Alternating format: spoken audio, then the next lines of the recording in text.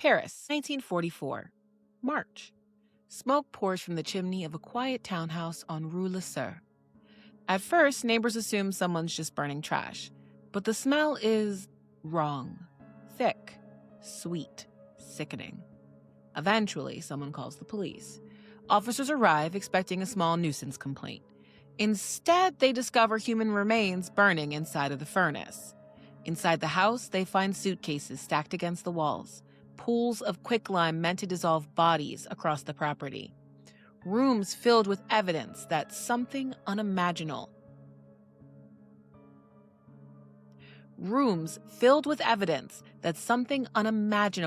has been happening here. And the owner of the house? A doctor who calmly tells the police he's working for the French Revolution. His name is Marcel Petiot. And according to him, the bodies belong to Nazis and collaborators. But the truth is much, much worse. I'm Brittany Ransom, and this is When Killers Get Caught, a podcast where we examine the lives, behaviors, and psychology behind the most extreme acts of violence and what happens when the truth finally catches up. Day One listeners might recognize today's case because the story of Marcel Petiot was actually the first podcast episode I ever recorded. But this time I wanted to revisit it, expanding the story, more historical context, more focus on the victims, and a clear timeline of how this man managed to operate in Nazi-occupied Paris before he was finally brought to justice. Because the story of Marcel Petiot is one of the strangest crime stories of World War II. A respected doctor, a fake escape network, dozens of people desperate to flee the Nazis, and a house in Paris that would eventually be known as one of the most horrifying crime scenes in all of French history. Marcel Petiot was born January 17, 1897, in Auxerre, France, and like many serial killers, his early life was marked by disturbing behavior that appeared long before adulthood. From a young age, Petiot was known as a difficult and deeply troubled child. Teachers frequently disciplined him for violence, disruptive behavior, and sexual misconduct toward other children. One of the most alarming incidents happened when he was still in primary school. Petiot brought his father's gun to class and attempted to sexually proposition an 11-year-old girl. When she refused him, he fired the gun in an attempt to scare her. Incidents like this made it very clear that his behavior was not just rebellious, it was dangerous. And as he moved into his teenage years, the problems only escalated. Petiot began committing petty crimes. Theft, destruction of property, but by 17, his behavior had progressed far enough that he was arrested for attempting to rob the post office. Authorities recommended he undergo a psychiatric evaluation, something that you're going to find happened a lot in his life. Doctors determined that Petiot was suffering from mental illness, and instead of prosecuting, the court decided to drop the charges. It was 1914, and in many ways, this moment really set a pattern that would follow Marcel for years. Serious warning signs would appear, professionals raised concerns, but the legal system ultimately allowed him to move on without any meaningful consequences. His education was just as chaotic as his behavior. Petiot was actually expelled from pretty much every school because of his disciplinary problems. Eventually, his academic record became so unstable that he could no longer remain in a traditional school, and in July of 1915, he was sent to a special academy in Paris to complete his education, essentially kind of a last-stop bad kids school. By this point, the pattern here, it's very clear. Violence, manipulation, criminal behavior, repeated psychiatric warnings, all are present before he even reaches adulthood.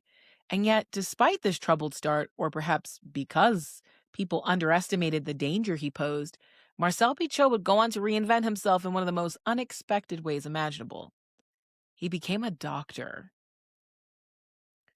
Now, despite all of this turmoil in his early life, he enters the French army during World War I.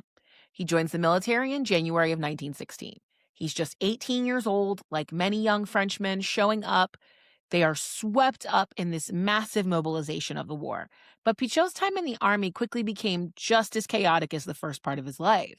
During the Second Battle of the Aisne in the spring of 1917, he was wounded and exposed to poison gas, something that was tragically common in trench warfare at the time. Not long after this, though, his commanding officers began noticing serious changes in his behavior. He appeared unstable, and he was beginning to show signs of what they thought was a mental breakdown. He was sent for psychiatric evaluation, and even while he's under psychological care, he managed to continue getting into trouble. During his treatment, he was arrested for stealing from other patients. The investigators found he had taken blankets, morphine, wallets, personal photographs, and even love letters that belonged to wounded soldiers who were being traded in the same and even love letters that belonged to wounded soldiers who were being treated in the same facility as him. Once again, he goes to trial. The charges get dropped because he's mentally ill. Military doctors evaluated him and they returned with a huge laundry list of diagnoses: mental disequilibrium, neurasthenia, depression, melancholia, obsessions, and a bunch of different phobias. Even by the standard of wartime medicine, this was a really extraordinary list of psychological problems. Now, at the time, neurasthenia was a common diagnosis among soldiers returning from trench warfare. It referred to a state of extreme nervous exhaustion, chronic fatigue, headaches, irritability, sleep disturbances, an overall sense that both the body and the mind were completely worn down. Today, many historians and physicians believe that a large number of these cases would probably fall under trauma-related disorders or severe anxiety conditions. The doctors also described Petiot as suffering from mental disequilibrium, and that term used to be used to suggest that a person's mental state was out of balance with reality. In practical terms, it meant his mind was struggling to correctly interpret what it was bringing in, essentially the stimulation from the world around him. And a lot of times this would lead to distorted thinking, instability, and delusions. Another diagnosis was melancholia, a condition that physicians used at the time to describe severe and persistent depression. So I guess they looked at depression as sort of like something happening chronically or not. And so if it was more of a chronic condition, like you were consistently always depressed, like major depressive disorder, that's what they called melancholia at the time. It was associated with a very deep despair, loss of pleasure in daily activities, profound mental and physical lethargy. So, like I said, major depressive disorder. Now, with all of these things together, the military records paint a troubling picture. A young man suffering from serious mental instability, repeatedly evaluated by now at least 6 different doctors who have recognized that something is very seriously wrong with him. And remember, he's only 18 years old right now. But they're still trying to make sense of all of this using the very limited language and understanding of mental health that we had at the time. It's only the early 1900s. And despite receiving 6 separate psychological diagnoses and spending the remainder of 1917, so the entire year that he was 19 years old, he spent in a psychiatric ward, they still said he was fit enough to return to duty. And so in 1918, they sent him back to the front lines. This time, something suspicious happened, though. Somehow, Petiot shot himself in the foot. That injury forced the Army to transfer him to a completely different regiment in September of that year. Not long after, he was once again sent for another psychological evaluation, but this time the military said, "We're done," and they discharged him on medical disability.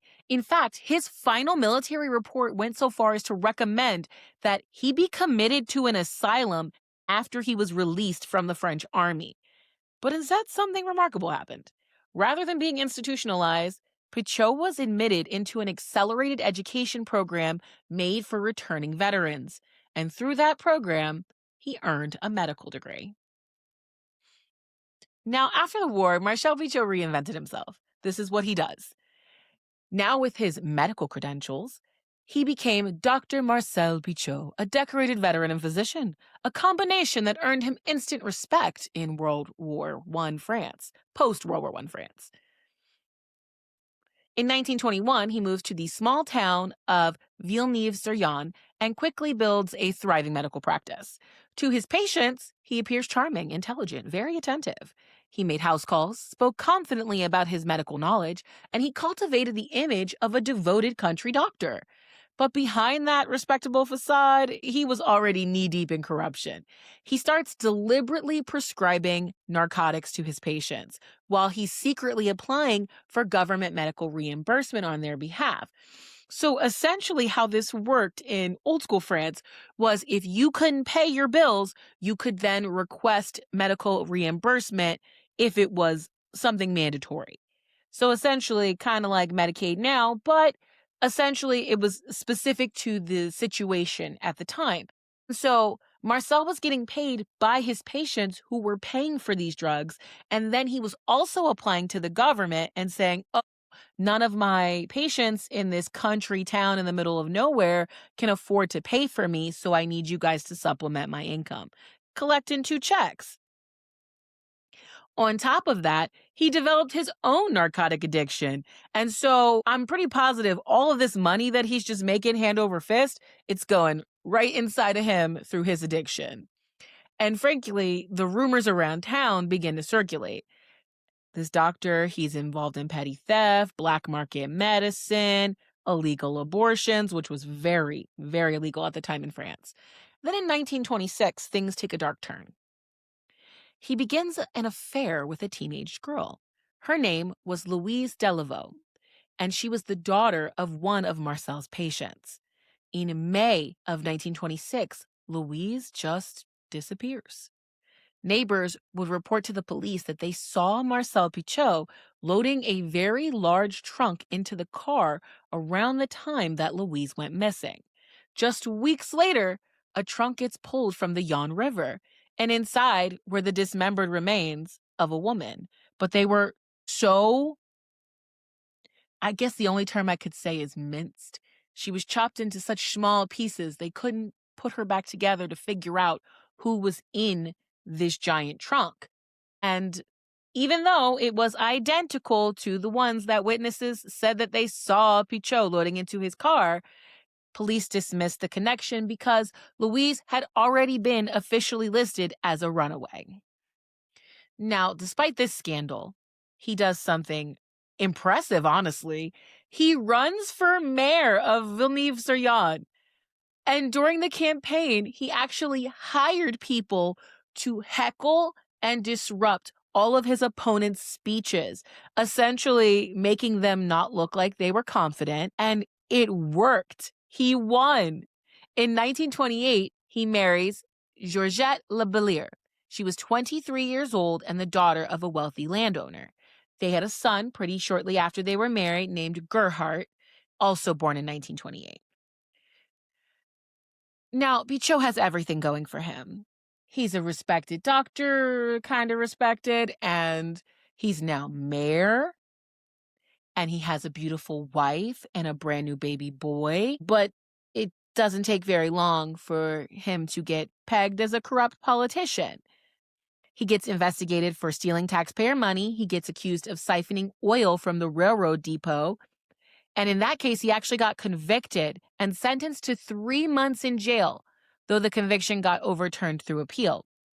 Even after he was suspended from office for several months, he got reelected, and he came back in 1931.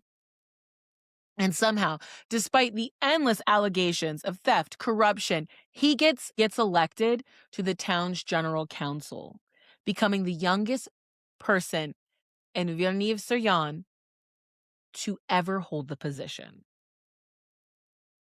It doesn't last long, though. He's charged again, this time for illegally diverting electricity from the city's power supply. He gets fined, removed from the council, and finally, his political career is over. Shortly after that, he leaves Villeneuve-sur-Yonne and moves to Paris. And that's when Marcel Petiot's story moves from being just a little deadly to very deadly. By 1933, Marcel Petiot had settled into his new life in Paris. On paper, he still looked like a success. He was building this growing medical practice and presenting himself as a competent, well-respected physician. To the patients who walked through his doors, he appeared professional and intelligent and confident. You know, the kind of doctor that people generally trust. But a lot of that reputation was built on just straight lies. He exaggerated or outright falsified part of his professional background to make himself appear more accomplished than he actually was. And very shortly after he moved to Paris, all of the rumors followed him from the countryside and started circulating in Paris too. Patients and colleagues whispered that Petiot was intentionally prescribing addictive medicine to keep patients dependent on him. Others accused him of performing illegal abortions, again, something strictly forbidden under French law.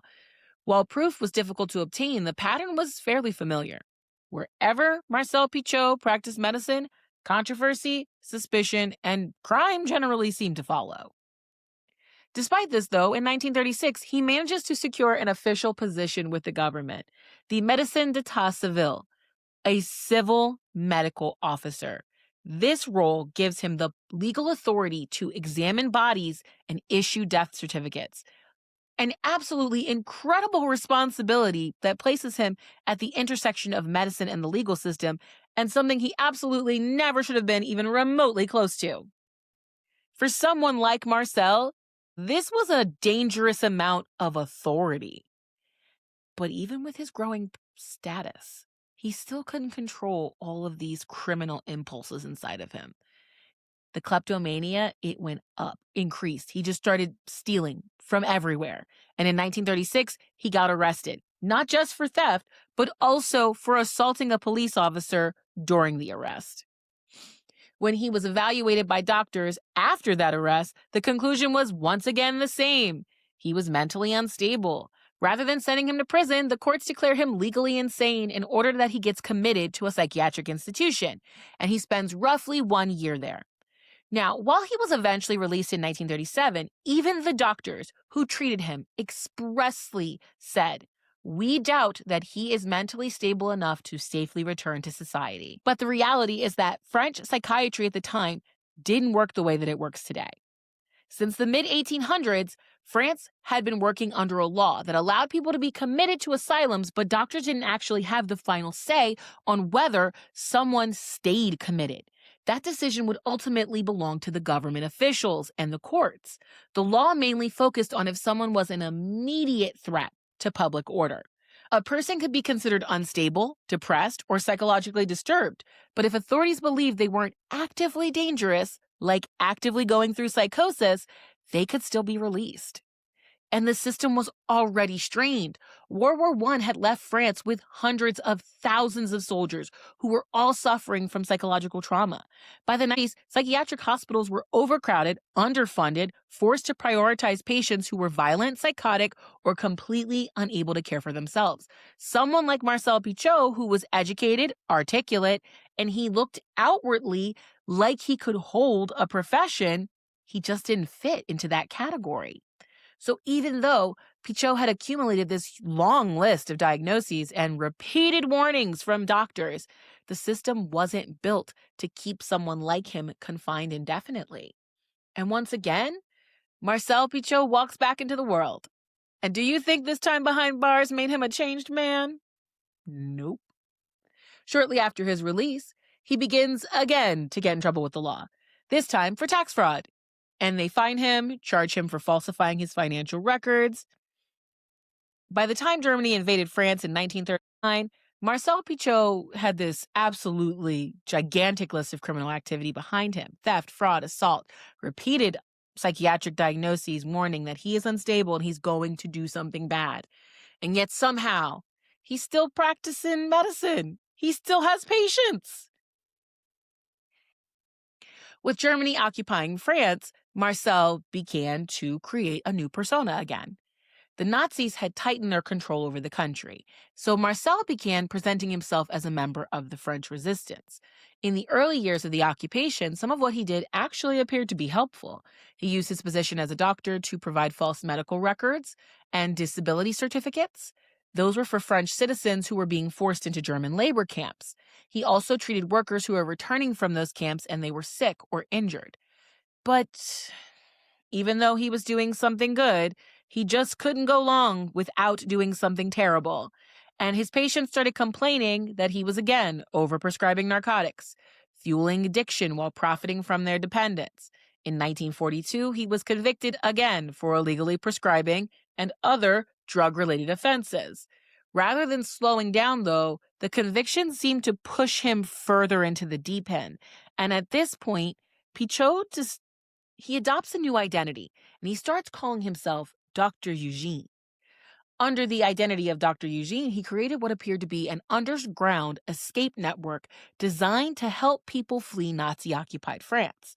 The network was called Fly-Tox, and he claimed that he had connections with Argentine authorities who could transport refugees from France to South America. Now, to understand why Marcel was able to kill so many people without any suspicion, you kind of have to understand the world that these victims were living in. By the early 1940s, France was under Nazi occupation. Jewish families were being rounded up, deported to concentration camps. Members of the resistance were hunted by the Gestapo. Informants were absolutely everywhere. And arrest meant torture, deportation, or just straight execution. People were desperate. And real escape networks did exist in Paris and all throughout Europe. There were smugglers, diplomats, priests, and other resistance groups quietly moving refugees across borders into Spain, Switzerland. Then, once they could get more money, they got them on ships to other countries across the ocean. These underground routes did save thousands upon thousands of people. So when someone heard that there was a doctor in Paris who could get people out of France and onto ships headed to South America, it didn't sound impossible. It sounded like hope. But hope came with a price.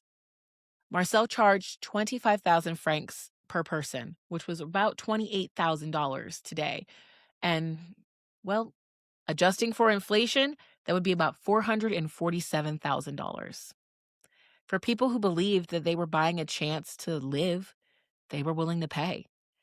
That meant most of the victims arrived carrying only the things that they owned, the last of their items.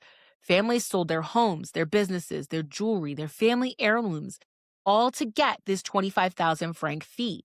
And I mean, don't have a big family because now all of a sudden you got to find 150,000 francs. And then they arrived with this money to Petiot's house.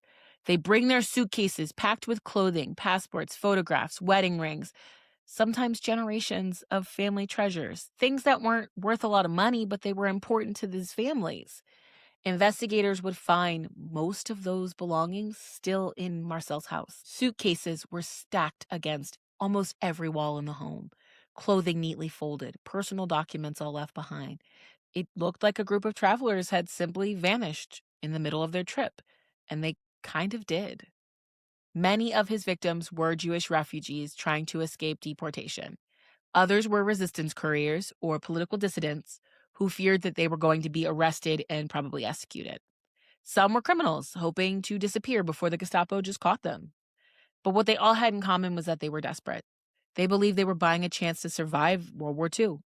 And instead, they walked into a doctor's office and they never came out. When investigators would later examine the remains they found in Petiot's house, they could confirm 26 victims. But some historians believe that he may have killed upwards of 60 or more people based on just the sheer number of suitcases, personal belongings, and bags that investigators found in the home. But the true number, we'll probably never know. When police examined the remains, many of the bodies had been burned. I'm going to use the term dissolved in quicklime, even though that's not exactly what it worked. But they had been dumped in quicklime. Or he had dismembered the body parts so severely that identification was almost impossible. Essentially the same thing that he did with Louise. In normal circumstances, investigators might have relied on families to come forward, report missing relatives, or recognize the personal items. But these weren't normal circumstances. It was still the middle of World War II. Paris was a city where people were disappearing every day. And Jewish families were living in hiding, using false identities, or trying to avoid the attention of the authorities. For many of them, publicly claiming a missing relative would mean that they were going to expose themselves to the very danger they were trying to escape in the first place. There's just no one who was going to walk into a police station in Nazi-occupied France and go, well, that suitcase belongs to my Jewish brother and his whole family. At this time, silence was survival. And that silence made identification virtually impossible. Those suitcases, jewelry, documents, and clothing that got recovered from Marcel's house, most of them were never officially connected to anyone's remains or to any families. In the end, the chaos of war didn't just help him hide his crimes while they were happening, it helped erase the identities of the majority of his victims. Now, Marcel didn't work alone. He had three accomplices: Raoul Fourier, Edmond Pintard, and René Gustave Nezendet. And their job was to find victims, help recruit people, find desperate people, send them to Dr. Eugène. Once the victims arrived, Petiot told them that before they were going to leave France, they would need a special set of vaccinations that would help protect them during travel. This didn't seem too crazy to people who were listening to him, but instead what they got injected with was straight cyanide. After they died, painfully at that, he stole all of their valuables, which he brought with him. Anything that was worth any real money, he sold, like jewelry, really nice luggage, and he would dispose of the bodies, hold on to the cash. At first, he dumped them into the Seine River, but bodies appearing in the water risked attracting attention, so he began experimenting with other methods. Now, I didn't want to call it dissolving with quicklime before because I'm going to explain quicklime and how it works right now.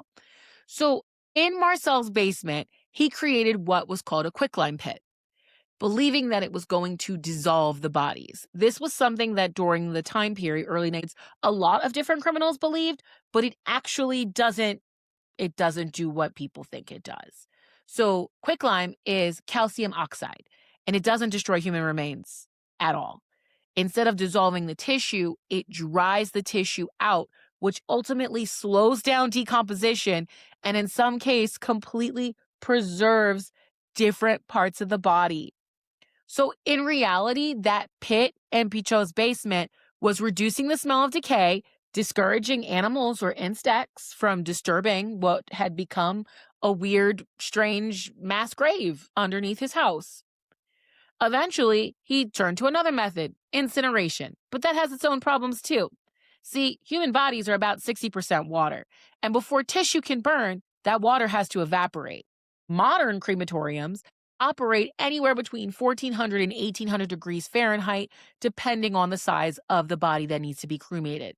And even at those temperatures, it can take upwards of 3 hours to reduce a single body down to bone fragments. And that's another thing too. I don't know if you've had anyone in your family get cremated or you've looked at the remains, but I have because I was a morbid child. And it's not all ash. A lot of it is bone chunks. And in fact, I follow a creator online named Caitlin Doty, and she said that there's actually a device called a cremulator that helps grind the bones so that they are smaller and not alarming to families who receive this bag of remains. That's not going to happen in a furnace in people's homes. It's designed to heat a house, not cremate anyone. It simply just cannot reach those kind of temperatures. And instead of making the bodies disappear, the chimney began announcing these bodies to the neighborhood. And all of this is going on in a townhouse that he purchased in 1941, a few blocks from the Arc de Triomphe, one of the most busy and recognizable landmarks in all of Paris outside of the Eiffel Tower. So many people are coming through this area, and what they are noticing is thick, billowy smoke just coming out of this chimney 24 hours a day. For someone running a mass murder operation, he was remarkably bad at keeping a low profile. Now, eventually, the Gestapo began hearing rumors about an underground escape route that's moving people out of France. And so they think they've discovered the resistance smuggling network. So they decide to launch a sting operation, and they send a prisoner named Ivan Dreyfus through the system to test it. And they're like, if Ivan gets out, then we'll know where they're taking them, we'll know everything about this, and we can come find these people. Only problem? Ivan just dies. They never hear from him ever again. And so the Gestapo think, okay, it probably worked, and he just decided to take his freedom and not come back to prison. So they keep probing. until they finally capture the three accomplices, Fourier, Pintard, and Nezendet. Under torture, those three reveal that the mysterious Dr. Eugène is actually Marcel Petiot. And the Gestapo arrive and they arrest him along with a couple other people who didn't actually do anything wrong. I distinctly remember that they also brought his wife in, and I feel bad because she absolutely knew nothing about what he was doing. And so she just got tortured for no reason. Now, ironically, because Petiot had never actually worked with real resistance members, they couldn't actually identify any resistance members during these interrogations that they did. And eventually they have to release him and everyone that they kidnapped in January of 1944. They were still suspicious, but they didn't have any proof. Until 2 months later, March 11th, 1944. Marcel's neighbors complained so many times about the horrific smell and thick black smoke pouring from his chimney that finally police decided they were going to look into it. And actually, they brought firefighters because they were like, maybe his house is on fire. Instead, they find 10 bodies in various stages of decomposition. Most of the remains are found just kind of all thrown into the furnace at the same time, which doesn't make any logical sense if you're actually trying to get rid of remains, because even in a crematorium, they don't throw 10 people in at the same time. But they find another quicklime pit in the backyard. They find all sorts of dismembered body parts that don't match in bags, like canvas bags, just sitting in the basement. They are stunned by the amount of suitcases, clothing, and personal belongings just all over the entire property. The lime pit, the furnace that's running 24 hours a day, there were hooks and chains and the lime pit, the furnace running 24 hours a day, there were hooks and chains and surgical tools in the basement. The police were nauseated. And this discovery exploded into international news. It appeared in newspapers across Switzerland, Belgium, Scandinavia, and soon everyone had a name for Dr. Marcel Petiot. They called him Dr. Satan. And after initial police interviews, they released him, and he disappeared immediately. He told his friends that the Gestapo was hunting him because he had executed German informants while working for the resistance. And while in hiding, he decided to grow out his beard, and he started using lots of different aliases, and he moved in with one of his patients who's named Georges Rideau.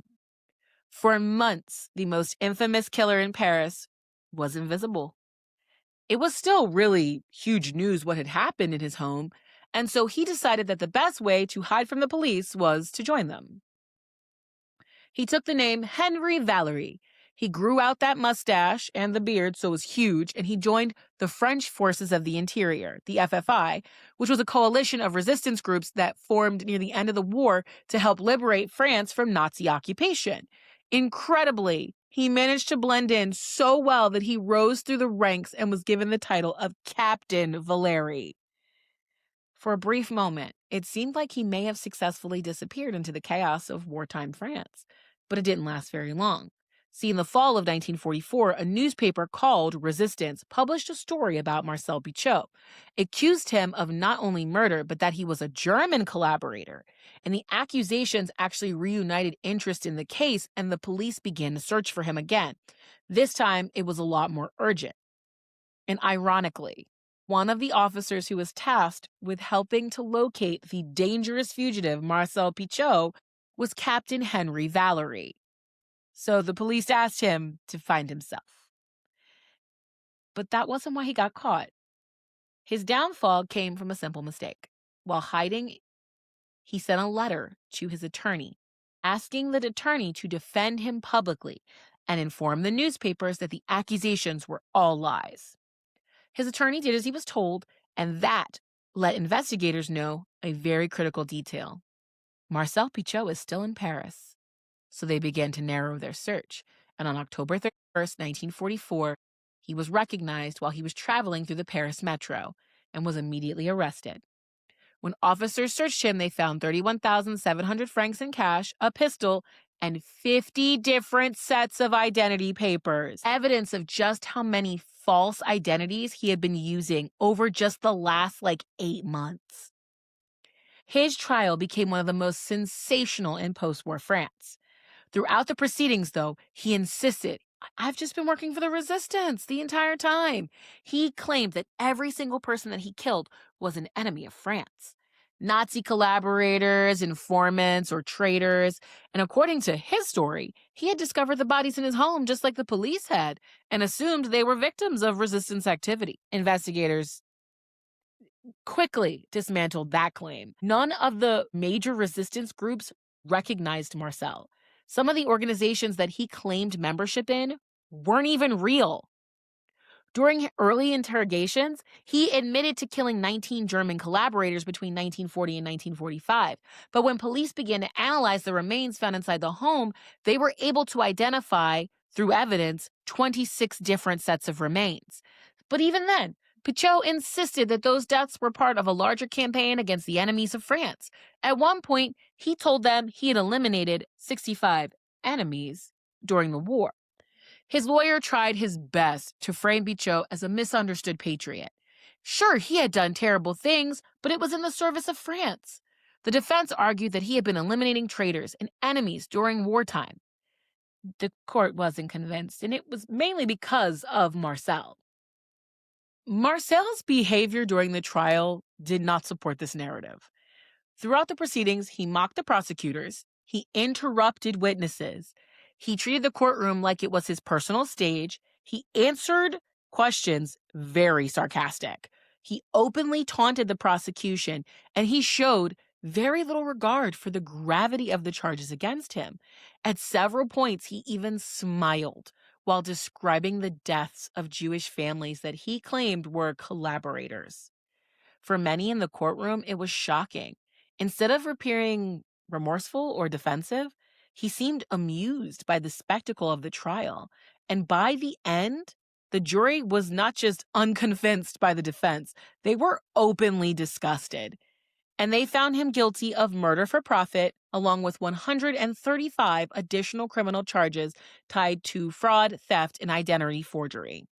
He was sentenced to death by guillotine. On May 25, 1946, Marcel Petiot was executed. His final words to the witnesses were calm. "Gentlemen, I ask you not to look. This will not be very pretty."